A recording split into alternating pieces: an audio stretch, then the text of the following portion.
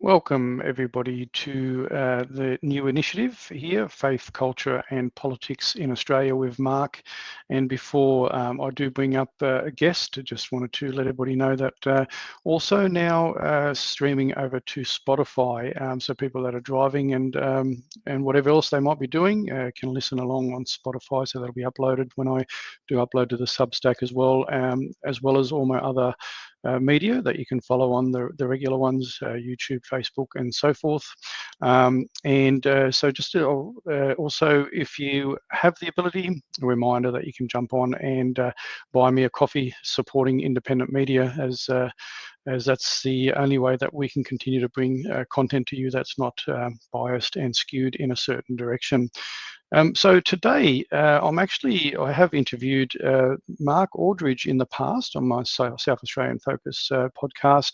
And for those that don't know Mark and listening elsewhere, Mark is a community advocate and a civil, human and animal rights campaigner with 24 years experience in his home state here in South Australia. His main aim is to restore a democracy to enable the voice of the people to once again control Parliament. And I interviewed Mark in regards to his involvement or his leadership in United Voice Australia. So quite a following there on on the Facebook page there, 123,000 followers there. So bringing Mark up now. G'day there, Mark Aldridge. How are you going there, buddy? Good, thanks, mate. Good to see you. Yeah, good to see you again. So it's been a little while between drinks, as they say. So we're meeting on a little bit of a different discussion today. So obviously something that's been a bit polarizing in our country over the last few weeks, and we've seen this stem from the march across the Harbour Bridge, and we've seen a lot of things happening from there. And so just as a bit of a lead into people, myself on other podcasts, I've been talking about this polarizing event on other influences, and we'll talk about that as we go. And I was sort of waiting to see what was happened here in South Australia in regards to the March for Australia. And then when I found out that you were actually involved and that you'd come on board as an organiser, it kind of gave me a little bit of hope to say that the South Australia event would hopefully be run pretty well, or as well as can be under the circumstances, because this is obviously, as we know, very polarising. So, welcome. And did you want to have a quick intro? Oh, well, look, the last thing I want to be involved in is anything that's considered racist. So, yeah, my new party, United Voice Australia, who's nothing to do with this particular event, only just myself, is about uniting all Australians and ensuring that we have a collective voice, which is much more powerful. And of course, politically, we'll target sort of more of a centre left in the hope of taking away votes from particularly Labor at the moment, and the Greens, who are the far left of politics, is, in my point of view, getting very dangerous.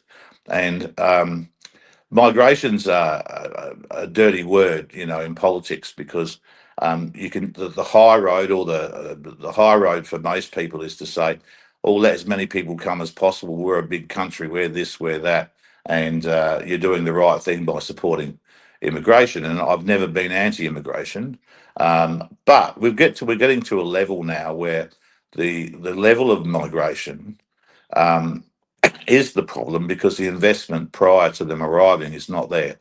And you can't have, in a country like Australia, you can't say to some people in some other country that aspire to come and live in a beautiful place like Australia, and have them come here, then hand them a tent and say good luck. They've got to arrive, they've got to have the facilities and services that we all expect, and particularly probably more. So I think the government is saying, well, you've come all this way, we're going to make sure that you've got a home, we're going to make sure that you have this and this. And I think it's that which is driving hatred and division in the community. I think that's driving racism. I mean, racism generally in the past was, the definition of racism, from my point of view, was where someone from a certain background or heritage thinks they're better than someone else based simply on that. And that's not what we're seeing in Australia. We're seeing that's just ruined it, has it? No, okay. Hopefully they get the picture, so and don't keep trying to ring back. Um, so the reason I got involved in this, and I do have some concerns about some of the way it's been run and promoted, was more so to make sure that the people that are attending the rally, that their voice is heard correctly for the right reasons. And the right reasons is mass immigration. It's not anti-migrants. It's not anti-colour. It's not anti-race. It's not anti-heritage. It's pro um, making sure that the facilities that we require are applied in a fair and equitable manner. And right now we have a situation where there's people lining up to try and get into a house. We've seen lines of 100 people, 150 people trying to get the same rental property, yet we have migration and population growth. And of course, you can add to that, in particular, the amount of people coming here to be educated through our universities. So, to give people some figures, I think maybe a good idea would be if everyone could grab a pen right now. Let me just give people a few figures to give them an idea of what the problem is. In Australia at the moment, we have a net population growth of around 130, 140,000 a year. So that means that there's 140,000 more people being born or here in Australia than are dying. Okay, that's just a normal population growth. We have, then you add to that, I think we're looking at about 560,000 immigrants, which is a massive number in compared to previous. The State Labor Party promised to bring that down to around 200,000, but we're at about 560,000. But the other problem that people aren't catering for is there's around 600,000 people here studying. And people that study here have the right to work. They have the right to obviously live somewhere and find accommodation. Now that's a massive number. It's nearly 1 million people. Now let's take out let's take out of the equation the people here on student visas and just cope with the fact that you've got 700,000 population growth this financial year. Now, when I grew up in Australia, we enjoyed 17 beds per thousand. So in the 70s and 80s and 90s, there were 17 beds per thousand in our hospital systems, as a for instance sake. Now we have, if we add to that 700,000 people, right, we've now dropped from 17 beds per thousand to four. So the government, federal government, telling us we have 4 beds per thousand people. I think it's less, but we'll go with the government figure just to be fair. If you bring in 700,000 people, that means you need what's that? 2,800 hospital beds. Now, 2,800 hospital beds um, to keep up with the fact that we're already lagging behind. So it's not going to put us in any sweet position. 2,800 hospital beds on average is around 7, 8 entire hospitals. Now, the state Labor here and the federal Labor have no plans presently to build new hospitals. So if we bring in this amount of people and we don't add the hospitals or hospital beds, it puts more strain on our healthcare system. Therefore, everybody suffers, whether you're a migrant or whether you're not. Whether you're a new migrant, whether you're an Australian citizen who's been here 10 years, or whether you've been, your parents, grandparents, and so on are born here, we start to struggle. And the same applies to housing. At the moment, housing is calculated as being around 2.3 people per house. Um, so if you bring in 700, there's 700,000 new people coming into Australia, well, in terms of migration and general population growth. That would require you'd need around 300,000 homes now. Now, it's the federal government is saying we're going to do this and we're going to build homes and everything, but you can't have the people arrive before the services are available. They've got to arrive here and be able to be settled into some sort of accommodation. And if we don't have that accommodation, then we are doing the wrong thing. And if the Australian person who's been trying to find a flat or a house or a share accommodation that's struggling and can't find one, that's living in a car, turns up and sees a line full of new migrants, or considering that a lot of people think those new migrants get preferences, and obviously they do, then that's what drives racism. And it doesn't drive racism based on one race thinking they're better than another. It drives racism through just anger of not being able to get a home when others can. So These are the things that need to be sorted in Australia. You can't have a united Australia unless you have people that care for each other, understand each other, and can help each other. And we are driving divide in this country by bringing in numbers of people that we just can't cater for in a fair and equitable manner. Yeah, exactly. Very, very well said, and thank you for breaking down some of those numbers for the audience as well.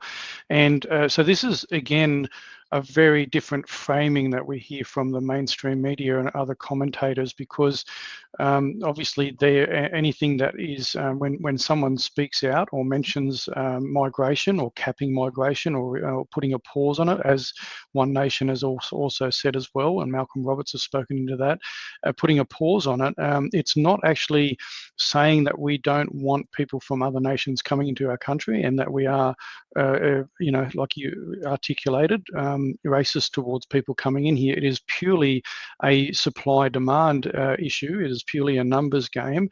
And when we're seeing Australians, so Australian-born and naturalised Australians, unable to get into property and access health services effectively, and many other things, and we know that our government's racking up debt left, right, and centre.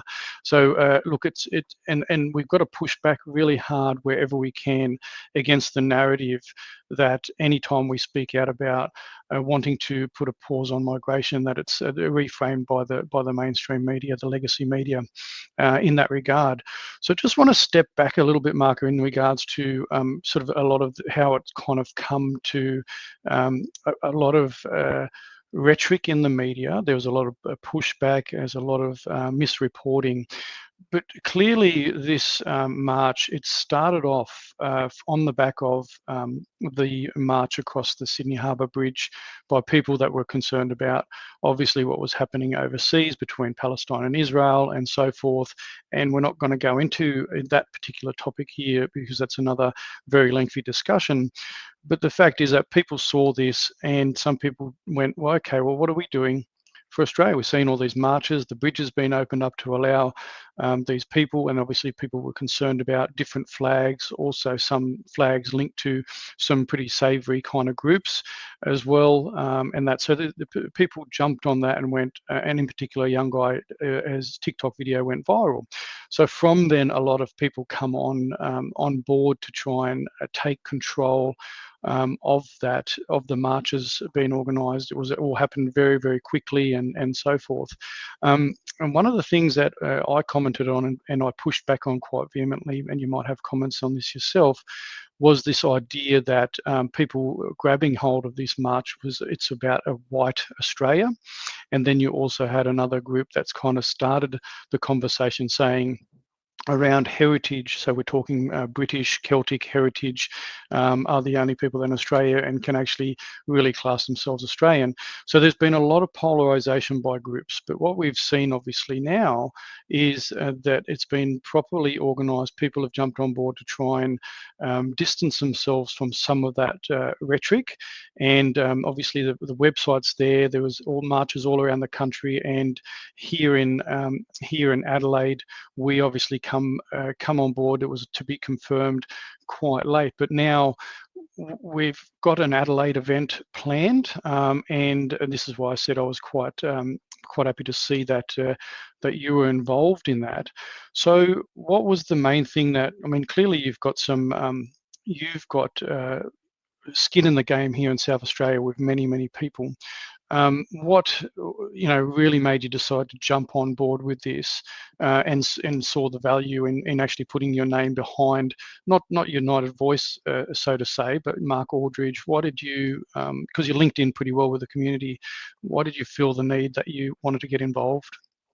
Well, I think the need for me was to make sure that people understood what this really is about and what's driving Australians to want to stand up and have their voices heard.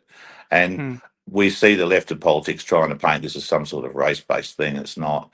And that was probably the reason. I did have some run ins with the people organising at a federal level, simply because of certain minor things like, the flags, only the Australian flags.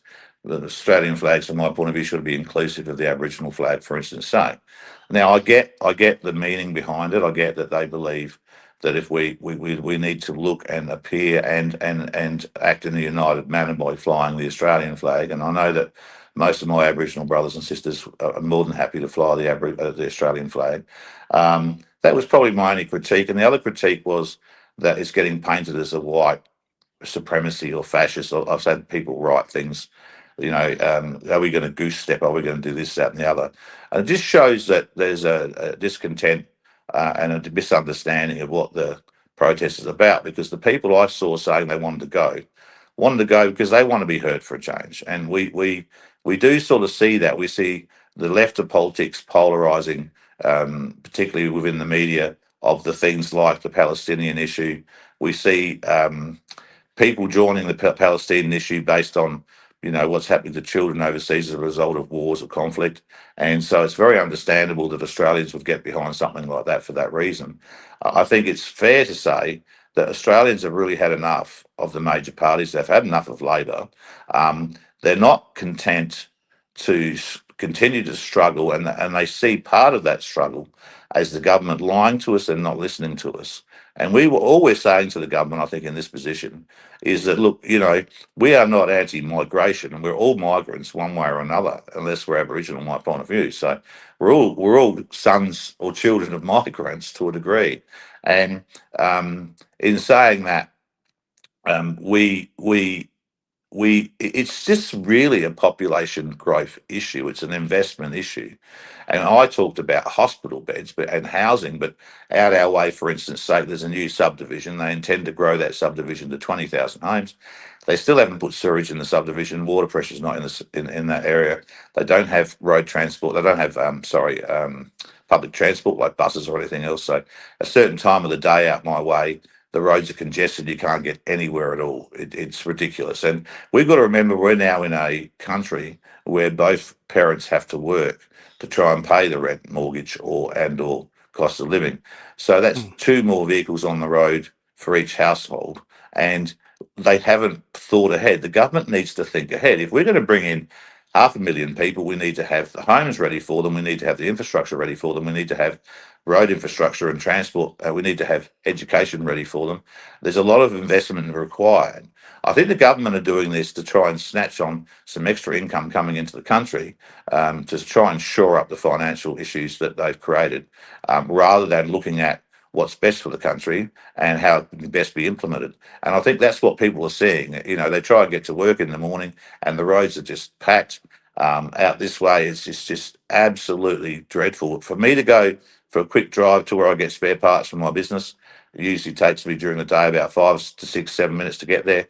If it gets past 4 o'clock, it takes me an hour and a half. And that's the things that's driving discontent in the community. And that is poor on behalf of the state and federal governments. It's poor management, it's poor commitment, and the numbers just don't add up. And I think that we need to talk to the people of Australia and explain that we're not here to say we don't want people coming here. We're here to say, hang on, slow down a little bit, put a moratorium on it.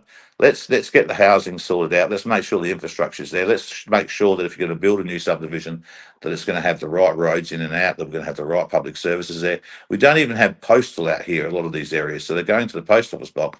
The guy running the post office box just cannot cope. These things have to be pre-planned. You can't bring in 500,000 people and go, okay, let's try and find accommodation for them. You have to have the accommodation there first. And that is more than fair for any Australian to question that. And what's really showing its head here is these people trying to paint it as racist, people trying to say that, if it's any way at all, it's why Australians shouldn't stand up. That's what it looks more like, from my point of view, than anything else. I have stood at rallies in this state, all right, and across the country for 25 years. And the problem we've had with rallies always has been a problem, is that if I'm there for disabled children, I run a rally for disabled children, the people that arrive to support that are people that have disabled children. So there's self-interest in coming along. And we see that it's time that all Australians stood up and said, look, come on, Labor, this is wrong. It's not good for us. It's not good for our children. It's not good for the migrants and the children of the migrants. And this is what's causing racial divide. It's not racism in what we've seen in the past. It's just anger at someone being able to come here and perceived to be getting better services than the Australians that are struggling here living in tents. There's, I think, 130,000 people living on the streets. There's 3.7 million people that can't feed their families. They are major issues, and you're only adding to it unless you pre-plan properly for the arrival of more people into our country.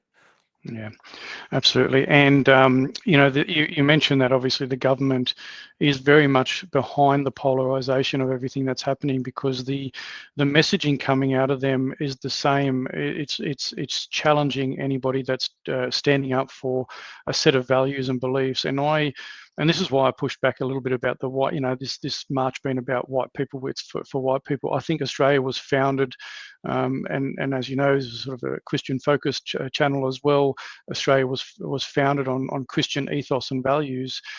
So it's not really about where anybody's the heritage side of things. I see it as a march or a rally to stand up for a certain set of values and beliefs and a culture that was formed over many decades, and it seems to have started to be eroded from it for the last sort of 50 years. I think from around the 70s, late 70s, you started to see this slow creep of this undermining of these values and cultures that have formed this nation. So that's kind of the way I saw it. So this was my concern when I saw a lot of the I guess the misrepresentation of people jumping onto this rally that wanted to push a certain agenda, which I wasn't in favour of myself.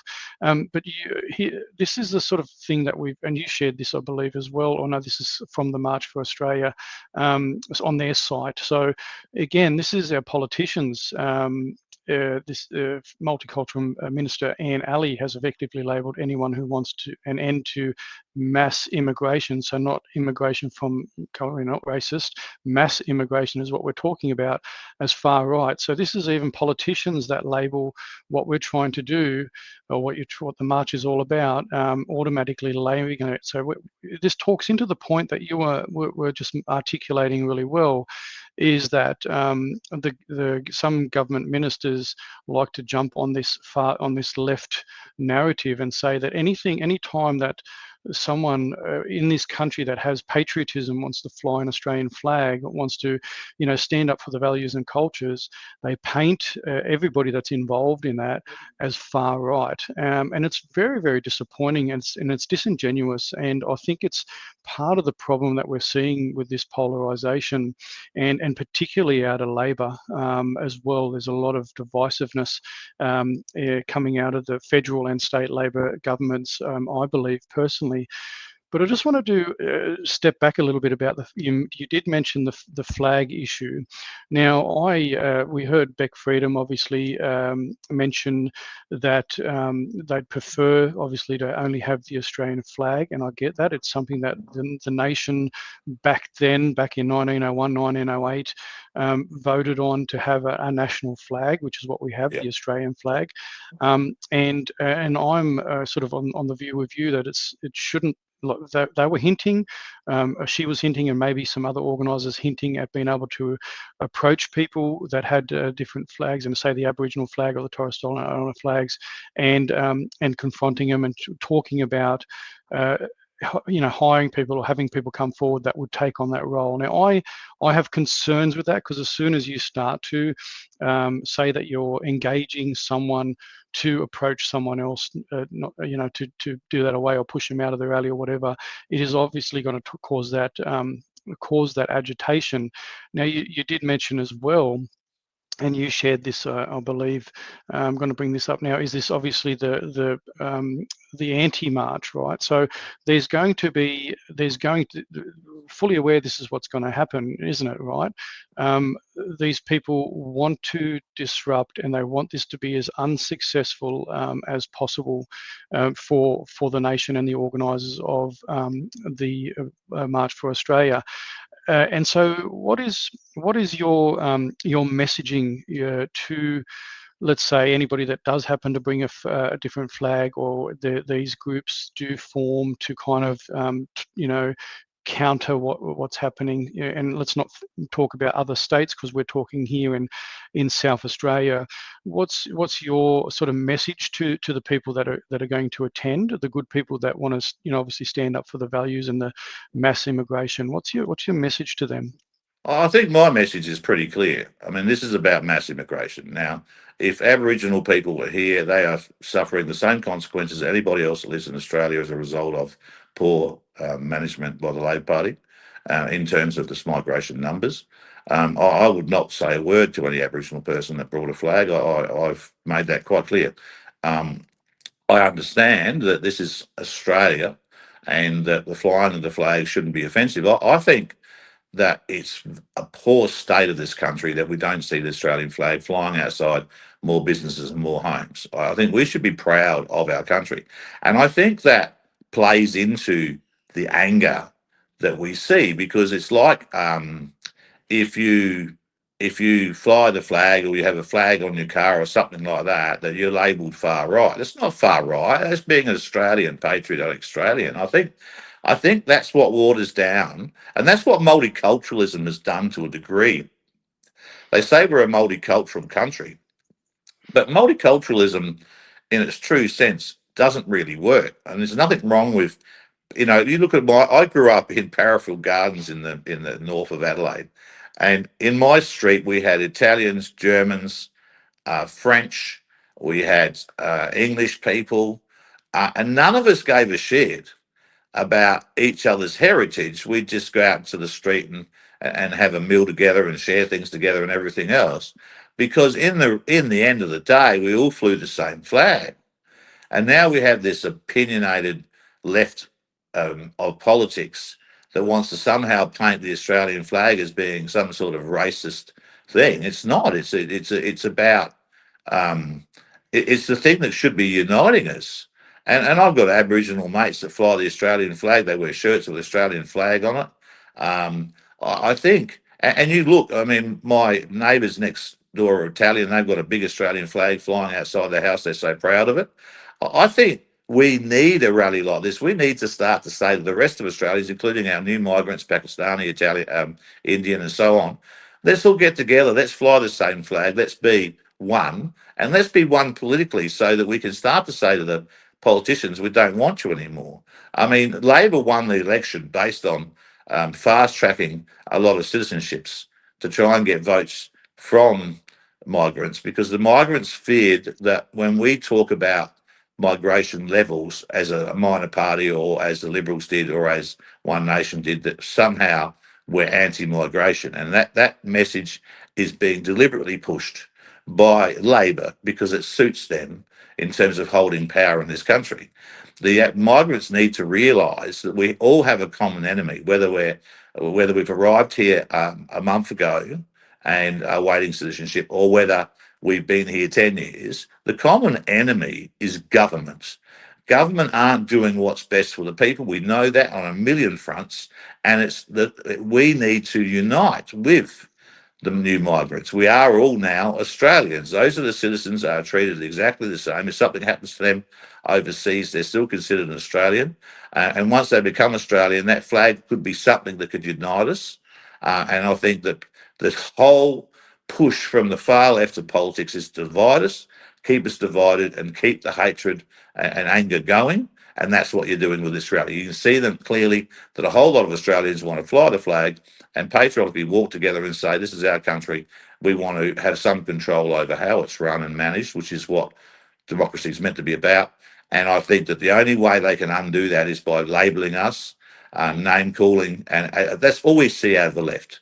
Name calling, rhetoric, and rubbish. And I think everybody in Australia should be sick to death of it. And there's a good reason to march more than anything else. And the more they push back, I think the more Australians should go, I'm taking a day off. I'm not going to do what I was going to do today. I'm going to come along to this march.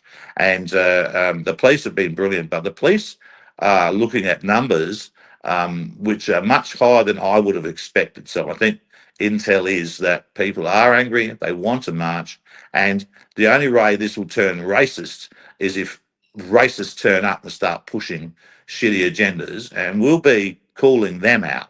That's who we'll be calling out, and we'll try our best just to simply ignore they exist.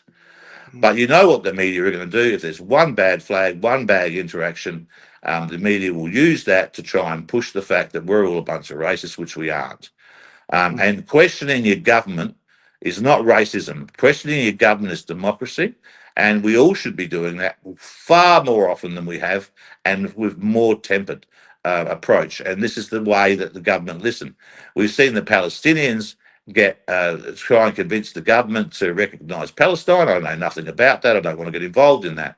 But if we were to march in huge numbers, then we have a chance that the government might sit back and start to rethink the migration plans, and they might start to look at investing better in making sure that the services for all Australians, new or old, are there in a reasonable manner.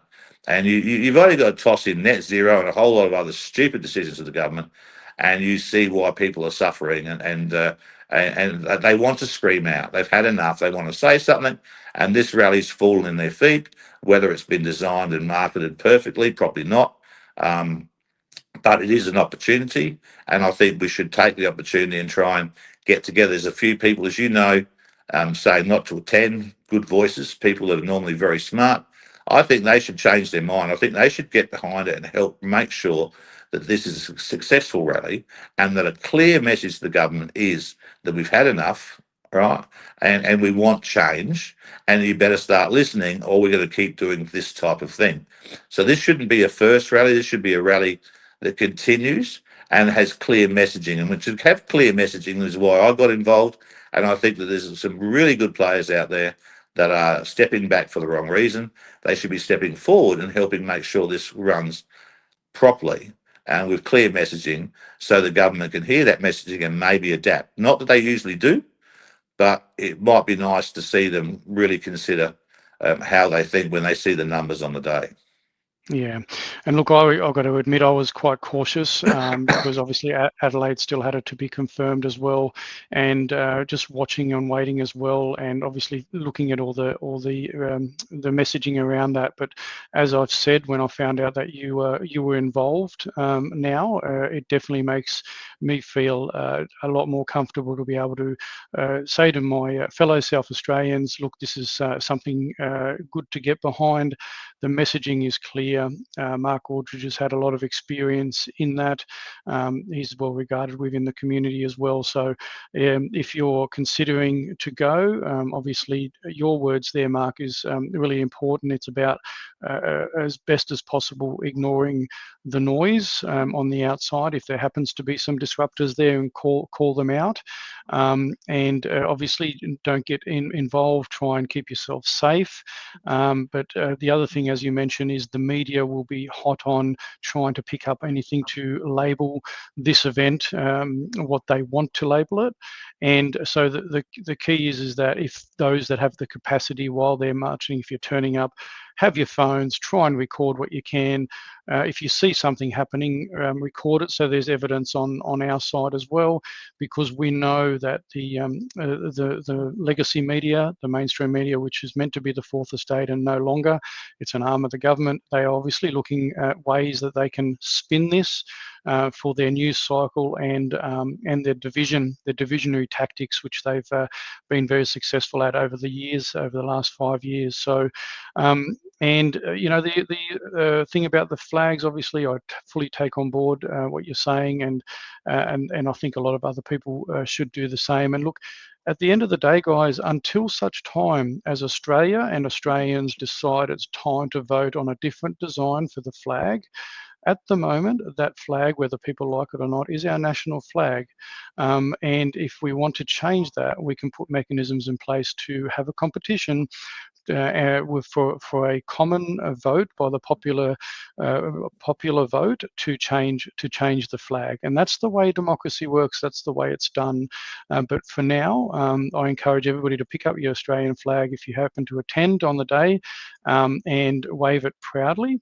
But the other thing that comes to mind, Mark, is not just on the 31st, is if you're proud of Australia and you love this country and the values and the opportunities it's created, put an Australian flag bumper sticker on your car, put it on your window, display it proudly every single day to show that you actually do value this country, not just on the 31st of August. Show it every day, display it Absolutely. proudly. We should not be conned into this idea that we should feel bad about having some national pride and some patriotism there for this country. So, look, you did mention Mark about you did mention the police. Now, you obviously you're a seasoned organizer with these things. You're well in contact. Is everything going to plan? You've got permissions. Everything's so if people want to attend, everything it's been coordinated effectively through police. Is that correct? Yeah, look, the police have been good. They know me. We've changed the path and the journey that we're taking with good reason to avoid any problems. The police are aware of the possible numbers and will be protecting those that are marching, so we don't have to be too concerned about that. The path will be from Rundle Park down to Parliament. We won't stop at Parliament because the numbers will be too great. We'll pull up there for a moment so that anyone that can't do the full journey from Rundle Park down to there can join us from Parliament House, and then we'll walk down to Elder Park. Now, we're hoping to have some fairly good PA equipment, possibly at both locations at this stage. Obviously, this is a grassroots thing, so there's no money. So obviously, anyone that can assist can get in touch with myself. There's another organiser here in South Australia as well. And we'll just try and make it a really clean day. And it's about the flag. It's about uniting. It's about showing the government that as much as you can call us all sorts of names and you can try and put us into some sort of far right, whatever it is you want to label us, we're just a bunch of Australian people that are sick to death of the bullshit that's coming out of state and federal politics. And we're uniting to say to you guys, maybe start listening. And I think with the numbers involved, that the government will have to listen. They'll have to sit back. And then that's why we need to maybe do this into the future with improved messaging. But the messaging on the day is simply that if we're going to entertain bringing more people into our country, which we're not against, we need to make sure that the resources are adequately there and that everyone's treated with absolute equity and fair play. And while people don't think that's happening, it causes divide in the community, and we need to get rid of that divide. And the best way to do that is to stand under one flag and walk together and make sure that our messaging is strong. And the messaging is to federal Labor right now. And federal Labor should be listening because they must be aware of what's happening. And their 34% primary vote is not a mandate. It's far from a mandate. They would know that they're on dodgy ground. And it's past time that we just keep sending them a message because I don't think we can endure the remaining term of Labor. And if Labor were to get back in again using the similar dodgy practices, we're in a lot of trouble in this country. Yeah, absolutely. So I just flashed up, and very well said. You articulate yourself really, really well in these sort of topics. But I did just flash up on the screen, and this is correct. This is correct. The correct map, is that correct? Is that what? That's correct. Yes. So starting at Rundle Mall, Rundle Park there, across North Terrace there, across to North Terrace, and then down King William Street into Elder Park is the route for that. Yep. Okay. Excellent. And obviously people can jump onto the United Voice Australia for updates as well. Now, just obviously want to reiterate what you were saying earlier is that you're doing this under your own name, under Mark Aldridge, obviously, because this is not party. Yeah. This shouldn't be, none of these marches should be party related at all. I don't think party politics or politicians in general should get involved and talk about anything personal politics at all. Exactly. That's not what this is about at all. I only got involved. I wasn't going to get involved simply because I am involved in a party. Was that I figured if we're going to have these rallies, we need the messaging to be strong, and so I can at least try and assist in doing that here in South Australia, and the other states. I hope they follow suit. So the messaging has to be strong, and it has to be about mass migration, not migrants themselves. And I think that is the message. And I think there's more to it than just housing. There's more to it than just water, infrastructure, jobs, everything else. It's about uniting Australia. And we can't unite Australia while we're being divided by the poor practice of the major parties and the left of politics. Left of politics are dangerous. Turn our backs, don't listen to them, and make sure that our messaging is strong. And it's a message of love and a message of the importance of being patriotic Australians, because there's nothing wrong with that. Yeah, very, very well said. And you, as always, you articulate that message really well. So, and I really appreciate the fact that you've jumped on to be able to clarify a lot of things, especially here for my home state here in South Australia and yours, and for the people. So, obviously listening to Mark there, I'd have no hesitation in saying that get out there and show the people that you want to see change. You want to see change in the way that the government's policies run in regards to migration currently, and even if it's just a temporary hold or something, it's got to give. So yeah, really appreciate it.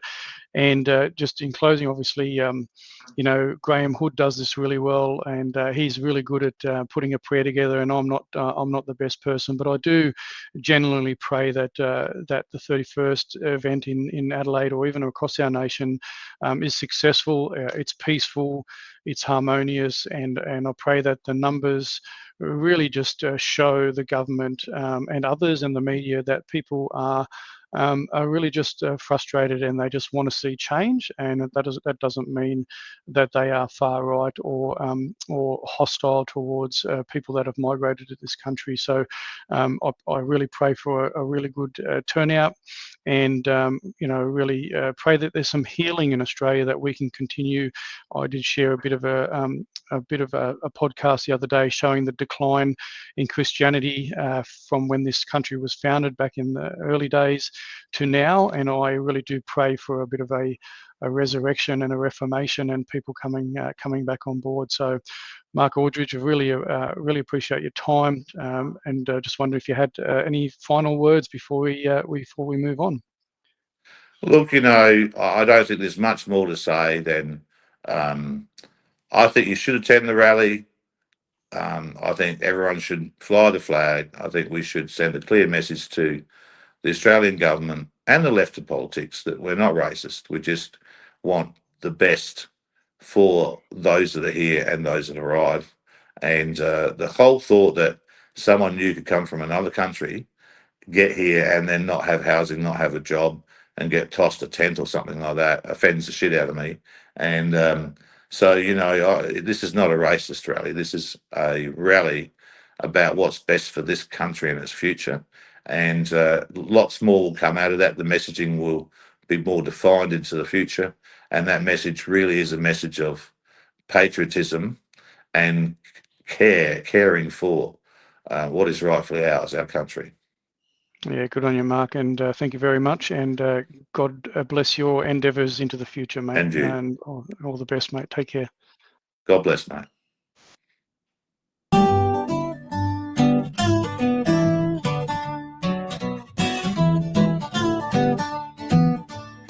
There was dust on the Bible sitting cold on the shelf. I've been chasing the world, forgetting myself. Heart full of echoes, soul running dry, till the word called me back with a whisper, not a cry. There's fire in my soul and peace in my chest. I opened his book and he gave me rest. Grace filled the cracks where shame took its toll. Dust on the Bible, now fire in my soul. I read of the shepherd who left 99 to search for one sinner. That story was mine. Those red letter words broke chains I had tied, and the truth I ignored was now breathing inside. Now there's fire in my soul and peace in my chest. I opened his book and he gave me rest. Grace filled the cracks where shame took its toll. Dust on the Bible, now fire in my soul. Pages worn thin by my trembling hands, but they point to the rock where forever stands. So I'll preach it and sing it till I'm laid in the ground. The word is alive and I've finally been found. There's fire in my soul and peace in my chest. I opened his book and he gave me rest. Grace filled the cracks where shame took its toll. Dust on the Bible, now fire in my soul.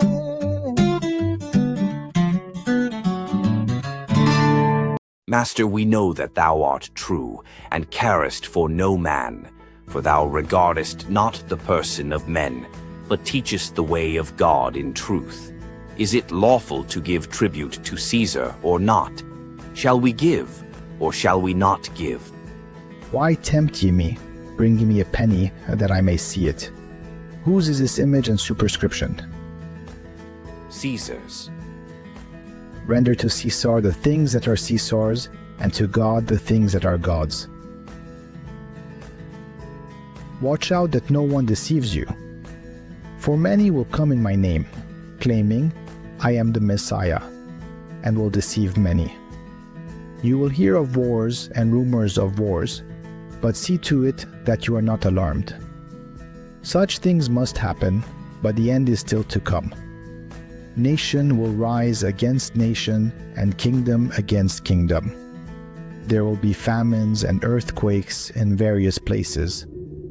All these are the beginning of birth pains.